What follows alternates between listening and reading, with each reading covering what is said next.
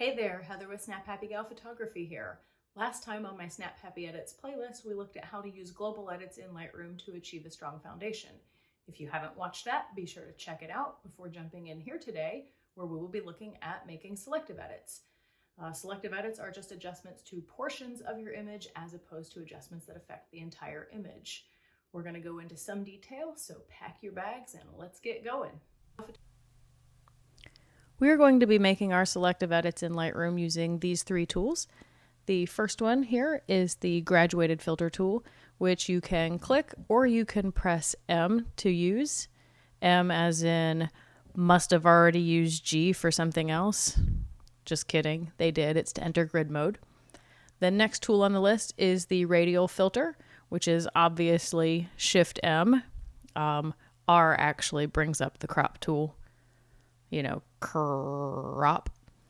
And the last tool we're going to use is the adjustment brush, which is K. So altogether we have K. These three tools can apply adjustments to selected parts of your image that are similar to these global adjustment tools, except they apply either across a gradient, a radial gradient, or somewhere you specifically paint on. Because I think it's the easiest one to apply smoothly, we're going to start with the graduated filter. So I'm pressing M to grab that tool. And even though the beach is a bigger section, the sky is an easier section to work with, and I know I'm not going to be overlapping any other edits. So I'm going to click and drag a filter onto the sky. The first thing I want you to notice is that I drug it on as I started to apply it here, and it is crooked. I haven't released my mouse yet, so I can just straighten it up by moving the mouse left or right. But if I did happen to put it on at a really wonky angle, I can come grab this center line. And you can see that my mouse changes to a double-headed arrow. So I'm just going to click and drag that center line and straighten it up. We're going to ignore the other two lines for now because right now I haven't changed anything about the gradient, and so it's not obvious what is happening. I'm sure you noticed that it looks like the tool disappeared. It didn't. Down here in this little menu, I have the edit pin set to auto, which means that when I haven't touched them, they kind of disappear. You can show and hide the tool overlay by pressing H to hide or bring it up. So when I was on the beach this day, it felt really, really moody, but this image basically looks really, really boring. So what I want to do is darken the sky to bring up that oppressive incoming storm feeling, which is what was happening.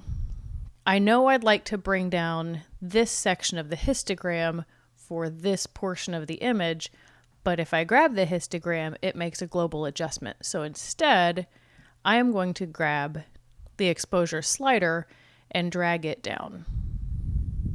Already it feels significantly more moody, but I have lost some of the highlights and my histogram's no longer touching the end. So I'm going to increase the whites to add that back some. And I might not get all the way up there, but I feel like that's got pretty good contrast. And now I'd still like to bring down the darkest tones in the sky, so I'm going to play with the blacks a little until it starts to feel pretty moody. And because I know clarity adds a little bit of detail, I'm going to add some clarity, and I'm going to add a little bit of dehaze because that tends to darken and make things look much more intense. Now there's no limit to the number of masks I apply here. Right now I have one graduated filter, but I want to add another one to the beach. So I can just click new if I happen to want to use the mouse. I'm a keyboard girl though, so I'm going to press M to return the tool and M again, which picks up a new one. And now I'm going to apply a graduated filter to the beach. I want to make sure I get the highlight from the wave in it. So I'm going to kind of overshoot and then show you another feature of this tool. What I'm hoping for here is that my adjustment is going to apply to the beach and to this highlight, but that it will then fade off as it approaches the lake. And the whole point of having edits like this is that it makes it much less obvious that you have edited. However, it also is going to extend into the sky. So a couple of features of these tools is that you can show the mask overlay, which will show you where it's applied. So it looks like it does barely catch the highlights of the wave here and then fades out. And you can see this pink color in the sky. So I know that whatever I do is going to apply to the sky also, which I don't necessarily want. And so another feature is that we can come over here and select brush and then erase the effect from the sky. So I can just click and drag to erase, and I can shift click and drag to erase in a straight line. So now I can see that the effect is applied in this graduated filter, but not to the sky. Okay, I'm going to press O, which will cycle through and not show the mask overlay, although I could also uncheck the box, but I'm pressing O because keyboard shortcut. And now I'm going to bring up the highlights. I want the beach and the wave to feel pretty punchy. And it looks like I've got some pretty good whites. If you notice, the histogram has changed a little bit to reflect that. And I'm also going to increase the exposure just to make the whole thing a little bit brighter. Now, the previous edit of this sky ended up introducing a lot of saturation, and the beach feels pretty undersaturated by comparison. So since we're here working on that, I'm going to go ahead and add some saturation.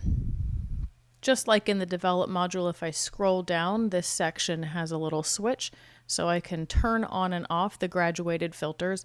It doesn't turn off any specific one, it's the whole entire tool. So we can see the effects of having added those graduated filters versus not. Okay, let's check out a sunset, which is what I get a lot of questions about. So again, this has been globally edited, and the highlight clipping you see is in the clouds, and it's basically not able to be controlled for. So it is just a little bit of clipping. Let me go ahead and highlight it for you. So not bad, but overall it still is a fairly bland image. So this time we are going to take this big chunk. I'm going to press M to bring up that graduated tool. And I'm going to let that extend into the sky just a little bit because it is kind of dark down there. I'm going to just click that middle of the pin to drag it. It's pretty straight. We'll see how the smoothness of this gradient works. But I'm just going to increase the exposure here. And now those midtones have brightened up decently. Maybe just push it a little bit more. Now I'm going to darken the darkest tones to really introduce some good strong contrast. Pressing M to return that tool. Hopefully at this point you're getting an idea of what the graduated tool will do. Let's go ahead and grab this Radial filter tool. I don't use it much because I think that it's not particularly useful when compared with these two tools. Just for educational purposes, we'll go ahead and play around with it. When you first click and drag, you get whatever ellipse you happen to create. I'm just going to delete that and show you. If you want specifically a circle, you can press Shift while you're clicking and dragging, and that will keep the aspect ratio constrained. And I'm just going to use this to kind of brighten this big chunk of ice right here. Obviously the chunk of ice isn't round, so I'm just going to adapt that shape a little bit. The radial filter applies to the outside over a graduated area, working toward the inside of the filter. However, you can invert that, which is what I'm going to do because I want the effect to take place inside here, falling off on the outside edges. So I'm just going to make a really strong adjustment so that I can show you. The feathering right now is set to 50%. If I want to make it a smoother adjustment, I can increase that feathering to 100%. And if for some reason you ever wanted a really strong edge, you can drag it down to no feathering. Oh, I'm just going to go with some pretty aggressive feathering there to make it a nice smooth transition. And then I'm going to double click here to return that. And now once it's back set to 0, I'm going to just bump that up a little bit.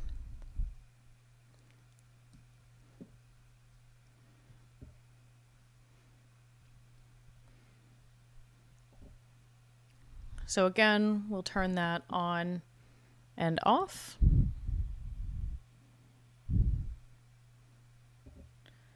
Okay, I'm going to leave it off because, as I mentioned, I think that the adjustment brush is a better way to apply that kind of local adjustment.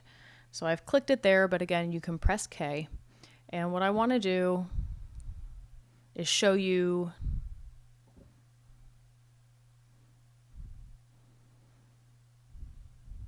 and now let's look at some of the options offered in the adjustment brush. You have an A brush, a B brush, and an erase brush. You can switch between two different kinds of brushes here if you want to make some different settings. So maybe you like a large brush with a sharp edge. You could make that your A brush, and maybe your B brush is a medium-sized brush with a very smooth edge. I actually tend to stick with just one brush, and I use the wheel on my mouse to increase or decrease the size of the brush. And I like to keep the feathering at 100.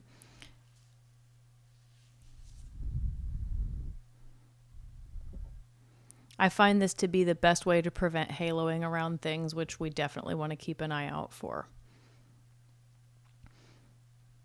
Now, two things here that can be a little confusing are flow and density.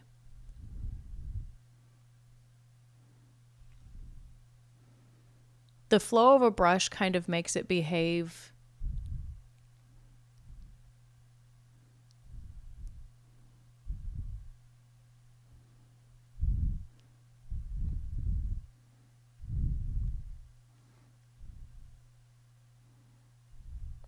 a 100% flow brush makes the brush behave kind of like old school paint, not like actual physical paint, but like the program paint, so that when you paint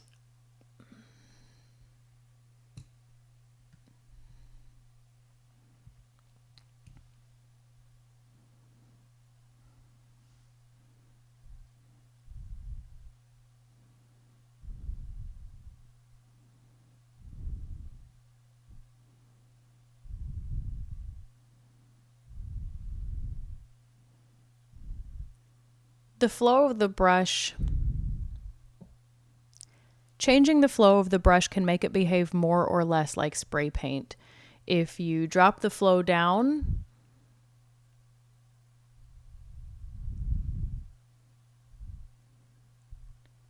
it paints on less of it.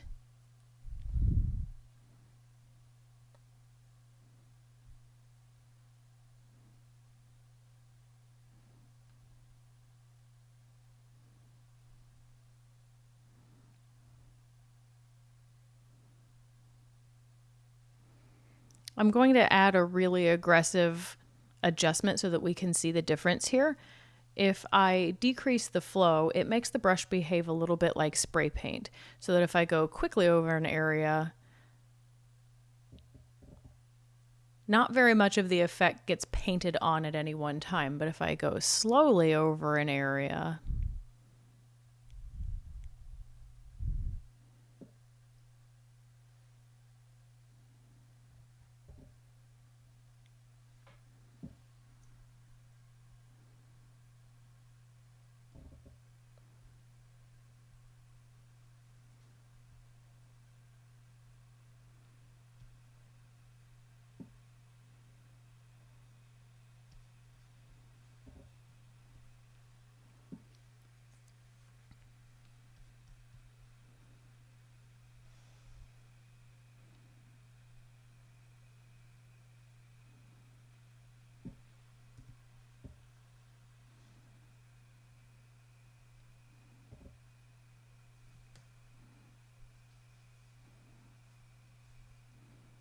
I'm going to make my brush a pretty aggressive adjustment so that we can see the difference between flow and density. I always keep the flow set at 100 because changing it below that makes it behave more like spray paint, and I'm terrible at spray paint. I find that changing the flow down makes it kind of unpredictable, but if you are good at spray paint, this might make sense to you. So I'm just going to put it here kind of in the middle. So like spray paint, if I paint quickly across my subject, a little bit of the effect gets applied, whereas if I paint slowly across, you can see the effect build up. Okay, I'm going to delete that.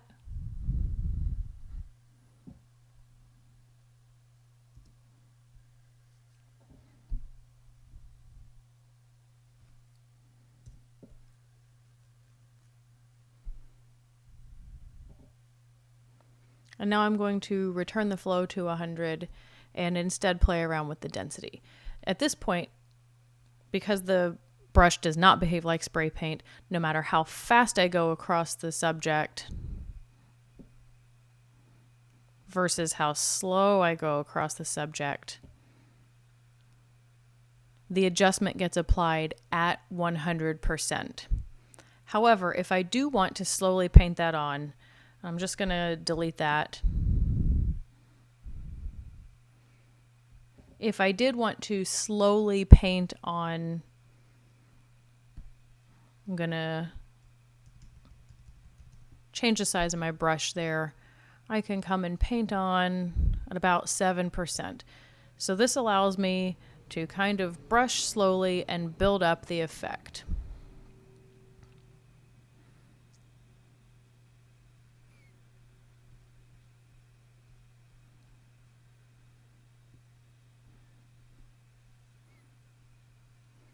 So if you know you want to do something like brighten an object, you can make a really aggressive edit and then slowly add it on until you're happy with it. And if you ever want to see how it's coming, you can always click the switch here to turn the effect on and off.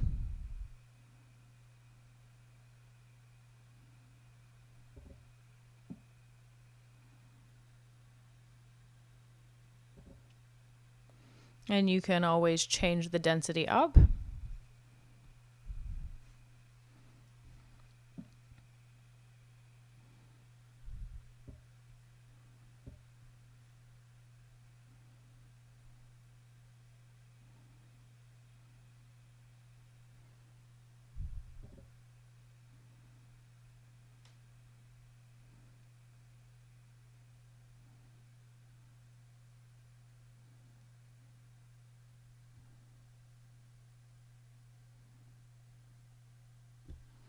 Okay, one more time, I'm going to delete that. How you will potentially use it in real life, I say that probably because it's how I use it, is not to make such a strong adjustment. But I like to get a basic idea, so I do kind of a rough paint job with an aggressive adjustment. And then I dial that adjustment down to where I think I want it to end up. And I leave my brush with the big feathering, and I do kind of a rough job painting in the outline. And now that I've got it applied, I can see that the effect is too strong, so I'm just going to come dial that down. And what I can see is that I've got this edging that I don't particularly care for, and it makes it obvious that I've edited, and that's not what I want. So now what I'm going to do is bring the density down to about 50%, and I'm going to make my brush size smaller. And now I'm going to work on painting that effect on at the edges.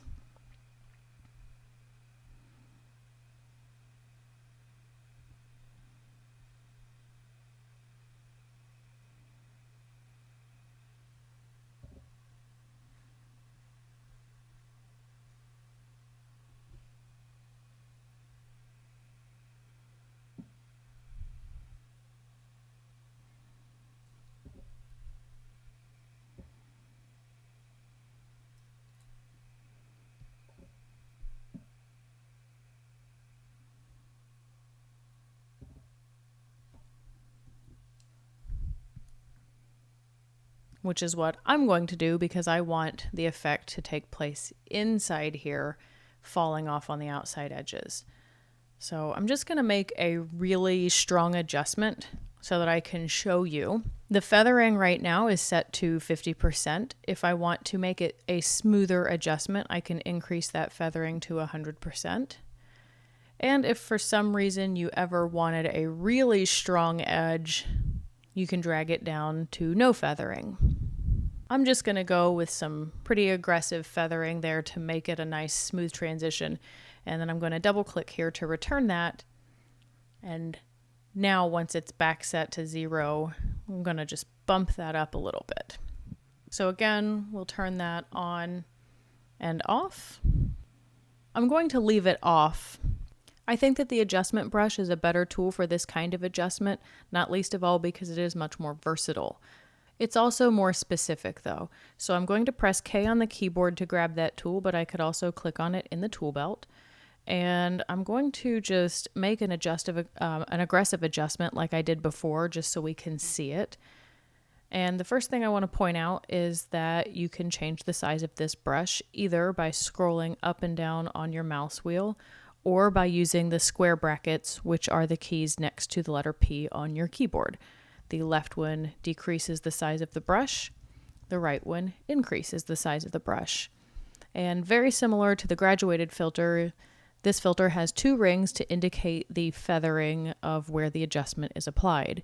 I leave mine set at 100% so that it applies it across a smooth area, but you could, if you were working on tiny little crevices, like say you wanted to work only on the tiny edges here, you could make less feathering. So I'm going to do a quick swipe and show the difference there. I have the overlay set up, so I'm going to click that off so that it's not in our way visually. Okay, and now I'm going to change the feathering down to 0 just to show the difference. Okay, so as you can see, if you applied that, it would be a really harsh line, and it would be really obvious that you were editing, and it would be obvious that you were editing poorly. So I'm going to crank that feathering back up to 100% to make it a nice smooth adjustment, and I'm just going to delete what we have. In addition to the size and feathering, you have options on an A brush, a B brush, and an erase brush. The A and the B brush are if you want to set up 2 different brushes that have 2 different kind of feather and flow properties. You can switch back and forth between them. I tend to just stick with one and change it. I don't think it's particularly helpful for me to have 2, but you might. And the erase brush works exactly like it did with the graduated filter, where if you overpaint the effect, you can select erase and come back and wipe it off. Wouldn't that be handy if you could just do that with real world spray paint? Okay, so again, going to delete that and show now the difference between flow and density. Flow makes your brush behave more like spray paint. If you have it up at 100%, when you swipe across, as you've seen, it applies the whole adjustment at once, whereas if you drop the flow down, just like spray paint, if you go quickly across, it behaves just like spray paint and it applies it a little bit. And you can make multiple passes like you could with spray paint to build up the effect. Again, deleting and going to turn the flow back up. I'm going to paint on 100% density and show you a few things. So density is how much of the adjustment is applied, period. So right now, if I paint it on, it's applied at 100% wherever I paint that on. Sorry guys, the computer needs a restart, so let me get some painting on here. Okay, bad paint job. Wouldn't pay for it. But now, because I haven't put the brush down, if I change the density to 50% and paint it on, even though it's already at 100%, this will change the effect to 50% wherever I paint it. If I want it to be just 10%, now the effect is only 10% where I painted it. I find that all to be a little confusing. It makes more sense to my brain to leave the effect at 100% and bring the flow down to somewhere around 30% so that I can kind of paint it on slowly. I'm not even that great at spray paint, and that's what makes more sense to my brain, but you'll have to do whatever works for you. So I'm going to delete it one more time to show you how I actually like to use the tool. And what I like to do is to do a rough paint job. All right, restart computer. I like to do a rough paint job and get an idea of what I want the effect to actually look like, which that was way too aggressive. And I think maybe something like that in the end is what I'm looking for, where maybe I've got a little bit more clarity. Yeah, so when I get that painted on and cleaned up, that's kind of what I'm going to look for. This is the brush I want, but I've done such a bad job painting it, I'm just going to erase all of it. If I deleted it, it would have reset my brush, so I'm erasing it instead. And now I'm going to go back to my A brush. All right, so I've got it at a smaller size, and now I'm going to bring the flow down so that I can paint it on. And what I'm going to do is going to press H to hide that pin, because as I'm painting, well, let me just show you. As I'm painting, if I accidentally drag that pin, it moves my paint stroke around. So I'm going to Control Z, undo that, and I'm going to press H to hide the pin just so that I don't accidentally drag my paint strokes around. So I'm just going to kind of paint that on until I get the effect built up in a way that makes me happy.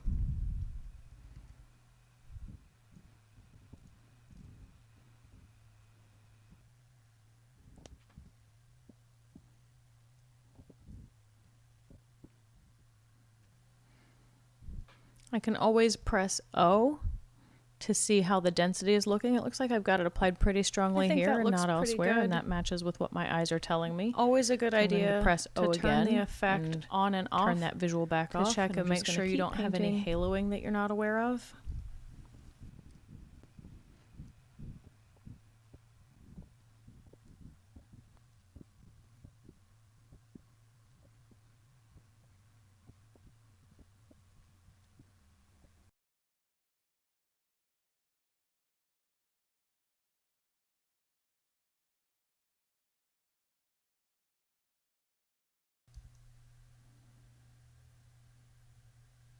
Let's go ahead and be done with that one and then pull up another brush. Again, this aggressive adjustment, and I've got auto mask turned on. And what that does is it looks for edges and tries to keep the effect applied within the edge. So I'm going to turn the flow up just so that we can see. And you'll notice that the effect does not seem to be getting painted onto this sand. So it's finding the edge of the little iceberg here and is applying the effect only within the edge. This tool can be really great, but it can also cause you some problems. So make sure that you zoom in. I'm going to hit K. Make sure that you zoom in and view the edges at 100% to make sure that you're not over painting. This works really well in areas of high contrast and less well in areas where there is not high contrast. So it can sometimes make your painting really easy and sometimes make it really difficult. All right, so let's press H, bring those pins up. Let's delete that bad one. We will leave the other one on there. Again, if we want to edit it, we can just click that and make the effect more or less pronounced. You can see some of my errors in my painting if I do that. That's okay. This is just to show you how to use the tools. And while I'm still showing you how to use the tools, there are a couple of more things to point out. One, if you happen to want to colorize a very specific area, you can add a color to it. So in this case, if we had, say, the sunlight was really highlighting the ice, we can add an overtone color to our brush. And if you decide you don't like it and you want to change it to something else, you just click and change it to something else. And if you want to get rid of it, you just drag down into this unsaturated area and it will go back to an X and it'll go back to the original coloring. All right, so the last thing I want to show you in these tools is about the range mask, which is off because I don't have anything applied right now. And I think that it's kind of easiest to see in the graduated filter, but you can use it in any of them. So what I'm going to do is just apply a graduated filter, which as you can see is really aggressive. I'll tone that down a little bit. And a range mask will apply the adjustment over a specific range. So I can select color or luminance, and because there is such a difference between the ice and the sand, I'm going to select a luminance mask, and then I'm just going to drag these sliders. Let's go ahead and show the mask so we know where the effect is going to be applied. I'm going to drag the sliders until it seems to be mostly focused on that chunk of ice. And now we've got the effect applied out here some, and clearly mostly here. And because it's fairly localized, I'm just going to grab the brush and erase the parts that are not the ice. And now let's turn that mask back off. Now you can see it's done a really nice job applying it to this part of the image with this luminance. You could apply a similar filter that's a color filter, maybe to something in the sky. So I'm going to press M to return that tool, and M again to add another one to the sky. And this time we will play around with a color range mask. So you can click in a specific area, or you can select multiple areas by pressing Shift. So I'm just going to play around maybe with this blue color. Let's play around and see what we get. So you can see that it's only applying the change to this blue area. If I want to make the effect more pronounced, I can drag that slider to the right and it will select more aggressively on that blue. And if I want it to be more specific to that area, I can drag that. This is really useful in places where you have stark color changes. And maybe you just want to play around with the highlights here and see if you can impact their color at all. So now I'm going to press M to return that, and M again just to apply some kind of filter up here. And it's still set to the previous. So this will only apply to this area. So if I wanted to maybe leave these alone but hit the highlights in these clouds, I could put on the filter at a weird angle. The filter is just an easy way for me to do this. So maybe we want to try and make it a little more magenta,